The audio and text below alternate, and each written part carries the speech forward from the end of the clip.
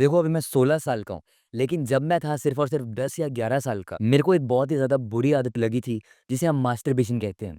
And अगर कोई मेरे से पूछेगा कि मास्टरबेशन क्या है?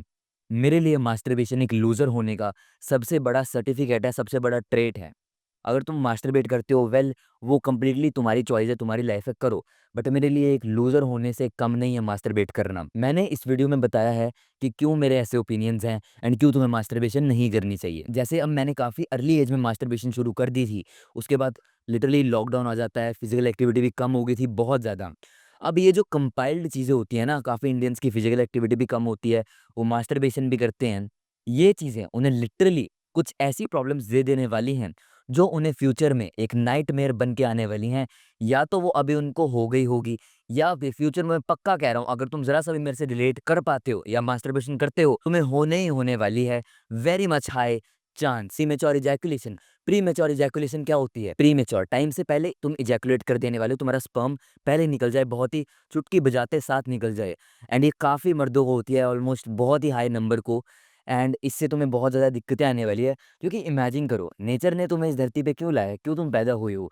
नेचर के अगर तुम नज़रों से देखोगे, सिर्फ़ और सिर्फ़ एक काम करने के लिए, वो है रिप्रोडक्शन। एंड उसमें भी तुम फ़ेल हो जाते हो। तो मेंटली, फिज़िकली दोनों तरीके से तुम्हें काफ़ी बड़ा वाला डैमेज होने वाला है। एंड प्रीमैच्योर इजैकुलेशन तुम्हें हो कैसे सकती है? पहले तो काफ़ी ज़्यादा लड़के ना मास्टरबेट इस वे में करते हैं कि जल्दी-जल्दी घर पे कोई आ ना जाए, कोई नहीं देख ना ले। मैं भी ऐसे ही करता था बचपन में चद्दर के अंदर, क्योंकि कुंडी तो लगा नहीं सकता था। मेरे को पता था कि घर वाले बोलेंगे कि यार कुंडी क्यों लगाई है तूने? तो जल्दी-जल्दी कर लेता हूँ। एंड ऐसे ही करते हैं मोस्टली। इससे क्या होता है, तुम अपने माइंड को ट्रेन कर रहे हो जल्दी इजैकुलेट करने के लिए, जो कि आगे आके तुम्हें एक क्या देगा, नाइटमेयर देगा। अगली चीज़ है पॉर्न इंड्यूस्ड ईडी। ईडी क्या होता है? Erectile dysfunction. इरेक्टाइल क्या होता है? तुम्हारा ये एंड उसका हो जाएगा डिस्फंक्शन, काम करना कर जाएगा बंद। अब तुम्हें इरेक्टाइल डिस्फंक्शन कैसे हो सकता है? पहला है पॉर्न से। पॉर्न से क्या हो सकता है? देखो, पॉर्न में ना तुम जो देखते हो दुनिया, वो बहुत ज़्यादा आइडियलिस्टिक है। अभी सुपरमैन की नई मूवी आई, लोग उसे कुछ हेट कर रहे हैं, कुछ लव कर रहे हैं। क्यों ऐसा हो रहा है? Because it is idealistic. Idealistic क्या होता है? जैसे सुपरमैन लिटरली इतना अच्छा है, वो गिलहरियों को भी बचा रहा है। बट एक्चुअल में तुम्हें लगता है वो सुपरमैन अपने पावर के लेवल के विलन से लड़ रहा होगा, इतने पावरफुल, तो वो फोकस कर पाएगा गिलहरी को बचाने में? एक ना एक इंसान तो मरेगा ही। एंड ये होती है रियलिस्टिक। जो हेनरी कैविल वाला सुपरमैन था वैसा था, वो लिटरली लड़ रहा है अपने विलन से, उसको फर्क नहीं पड़ता क्या डिस्ट्रक्शन हो रही है। ये है रियलिस्टिक। एंड ये है आइडियलिस्टिक। पॉन क्या है? आइडियलिस्टिक। लिटरली इतने बड़े बड़े बूब्स, इतने वाइडर एसेस, वाइडर पेल्विक वाली तुम्हें लड़कियां रियल में मिलनी बहुत ज़्यादा मुश्किल है। क्यों? क्योंकि उन्होंने सर्जरी करवाई है। रियल में थोड़ा ना कोई सर्जरी करवा के ऐसा करेगा, नहीं। वो तो इसलिए कर रहे हैं, उनका काम है, उनको पैसे मिल रहे हैं। एंड तुम उनको देखकर जो भी कर रहे हो गलत काम, मेरे लिए तो गलत काम ही है वो।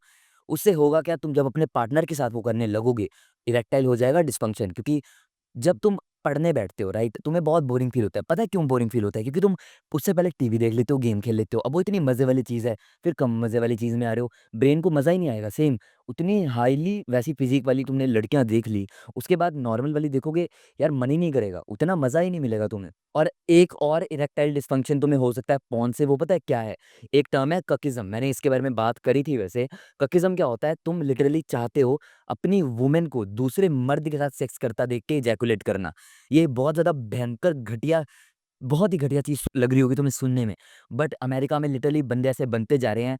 And I will not be shocked अगर इंडिया में भी फ्यूचर में बंदे ऐसे बन जाएँ। क्योंकि ये टर्म होता है, तुम्हारा ब्रेन इतना इवॉल्व नहीं हुआ है जितना तुम आज हो चुके हो। लिटरली सेक्स पाना एक बहुत अचीविंग वाली चीज़ थी, जो कि तुम पॉर्न के ज़रिए पा लेते हो। हमारे ब्रेन को नहीं लगता वो फेक है। उसको लगता है वो रियल ही है, जिस वजह से ये तुम्हें काफ़ी मेंटल प्रॉब्लम्स दे सकता है। Death grip syndrome. अब डेथ ग्रिप सिंड्रोम क्या होता है? तुम मोस्ट प्रोबेबली अपने राइट हैंड से मास्टरबेट करते होगे या लेफ्ट से भी करते होगे।